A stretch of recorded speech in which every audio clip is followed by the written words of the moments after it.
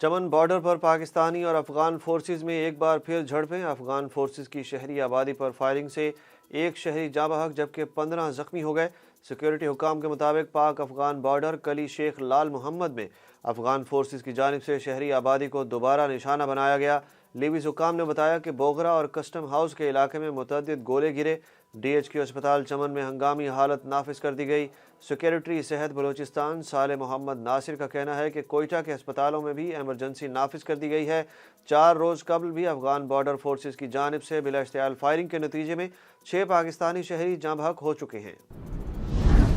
General retired Qamar Javed Bajwa نے ملک پر سب سے زیادہ ظلم کیا۔ عمران خان نے ایک بار پھر الزام عائد کیا ہے کہ پاک فوج کے سابق سربراہ جنرل ریٹائرڈ قمر جاوید باجوہ نے کرپٹ ٹولے کو NRO 2 دیا۔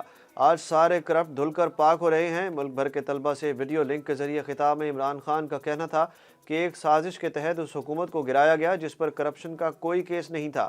مقصود چپڑاسی کیس میں مفرور سلیمان شہباز بھی واپس آ گیا، ہمیں لیکچر دے رہا ہے۔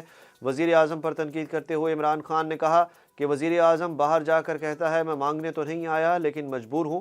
آپ کا وزیر اعظم ایسی بات کر کے قوم کی عزت ختم کر دیتا ہے۔ عمران خان کی جھوٹی سائفر کہانی فیل ہوئی تو انہوں نے جنرل باجوہ کو پنچنگ بیگ بنا لیا۔ مسلم لیگ نون کے سینئر رہنما ملک احمد خان کا عمران خان کے بیان پر رد عمل۔ ملک احمد خان نے کہا کہ عمران خان الزام لگا رہے ہیں کہ ہمیں NRO دیا گیا۔ جنرل باجوہ نے کسی کو NRO دیا تو وہ عمران خان کو دیا۔ ہمارے پاس ثبوت ہیں کہ عمران خان نے ان کے پاؤں پکڑ کر NRO لیا۔ PTI کے اپنے لوگ عمران خان کی پالیسیوں کے خلاف ہیں۔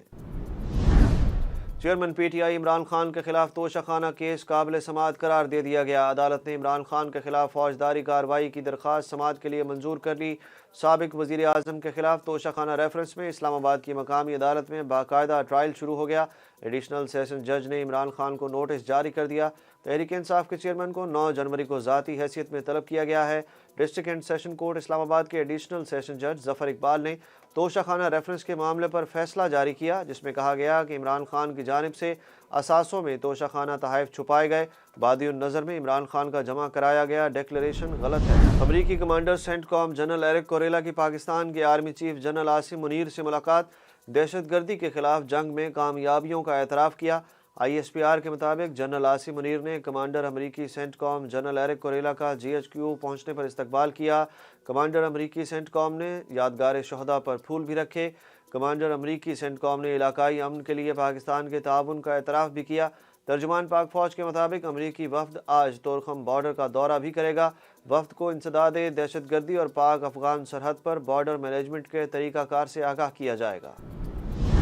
ایشیائی ترقیاتی بینک پاکستان کو 5 منصوبوں کے لیے 77 کروڑ 26 لاکھ ڈالر مالیت کا قرض دے گا۔ پاکستان اور ADB کے درمیان قرض کے معاملے پر باقاعدہ معاہدہ طے پا گیا۔ معاہدے کے حوالے سے وفاقی وزیر برائے اقتصادی امور ایاز صادق نے کہا ہے کہ ایشیائی ترقیاتی بینک سے معاہدے ثبوت ہیں کہ پاکستان ڈیفالٹ نہیں کر رہا۔ پاک افغان کشیدگی یا IMF قسط میں تاخیر کا خدشہ۔ پاکستان اسٹاک ایکسچینج میں آج تمام دن اتار چڑھاؤ کا رجحان رہا۔ سرمایہ کاروں کی جانب سے کروڑوں شیئرز کی فروخت کے باعث مارکیٹ منفی زون میں آ گئی۔ کاروبار کے اختتام پر 100 انڈیکس 557 پوائنٹس کمی سے 41,179 پر بند ہوا۔ دوسری جانب انٹر بینک میں کاروبار کے اختتام پر امریکی ڈالر کا بھاؤ بغیر کسی تبدیلی کے 224 روپے 71 پیسے پر برقرار رہا۔ لاہور جوہر ٹاؤن دھماکے پر پاکستان نے عالمی سطح پر قانونی کارروائی شروع کر دی۔ ترجمان دفتر خارجہ نے ہفتہ وار بریفنگ میں کہا کہ جوہر ٹاؤن دھماکے پر پاکستان نے عالمی سطح پر قانونی کارروائی شروع کر دی ہے۔ ترجمان ممتاز زہرا بلوچ کے مطابق انٹرپول اور معاہدوں کے ذریعے مجرموں کو کچہرے میں لایا جائے گا۔ بلاول بھٹو آج اقوام متحدہ کے سیکریٹری جنرل سے ملاقات کریں گے جس میں سیلاب متاثرین کی بحالی پر مشاورت ہوگی۔ صوبائی اسمبلیاں تحلیل اور سیاسی افہام و تفہیم کا مشن لے کر صدر پاکستان ڈاکٹر عارف الوی لاہور پہنچ گئے۔ ڈاکٹر عارف الوی نے وزیر اعلیٰ پنجاب سے ملاقات کے دوران کہا کہ سیاست میں کوئی چیز حرف آخر نہیں ہوتی، صورتحال کے تحت فیصلے کرنا ہوتے ہیں۔ صدر کی ایوان وزیر اعلیٰ پنجاب میں پرویز الہی سے ملاقات میں اسمبلی کی تحلیل اور بعد کی صورتحال پر بھی تبادلہ خیال کیا گیا۔ ملاقات میں وزیر اعلیٰ پنجاب پرویز الہی کے صاحبزادے مونس الہی بھی شریک تھے۔ وزیر اعلیٰ پنجاب نے کہا کہ موجودہ حالات میں سب کو پاکستان کے لیے سوچنا ہوگا۔ آج ریاست بچانے کا سوال سب سے پہلے ہے۔ CTD نے راولپنڈی اور اسلام آباد میں دہشت گردی کا منصوبہ ناکام بنا دیا۔ راولپنڈی سے انتہائی مطلوب دہشت گرد کو گرفتار کر لیا گیا۔ तर्जुमान CTD के मुताबिक गिरफ्तार दहशतगर्द से भारी मिकदार में धमाका खेज मवाद बरामद कर लिया। दहशतगर्द ने रावलपिंडी सिविल लाइन में खुदकुश हमले में मुलविस होने का एतराफ़ किया। मुबैना दहशतगर्द के 2 साथी जेल में हैं। रावलपिंडी सिविल लाइन में 36 अफराद शहीद हुए थे। शुमाली वज़ीरिस्तान में चेक पोस्ट पर खुदकुश हमला, पाक फौज का हवलदार और शहरी शहीद हो गए। ISPR के मुताबिक शुमाली वज़ीरिस्तान के हेडक्वार्टर मीरान शाह के बाजार में मोटरसाइकिल सवार खुदकुश हमला आवर ने खुद को सिक्योरिटी फोर्सेस की गाड़ी से टकरा दिया। खुदकुश धमाके में सिक्योरिटी फोर्सेस के अहलकारों समेत 14 अफराद जख्मी भी हुए। धमाके में शहीद होने वाले 30 साल हवलदार मोहम्मद अमीर का ताल्लुक मियाँ वाली से था।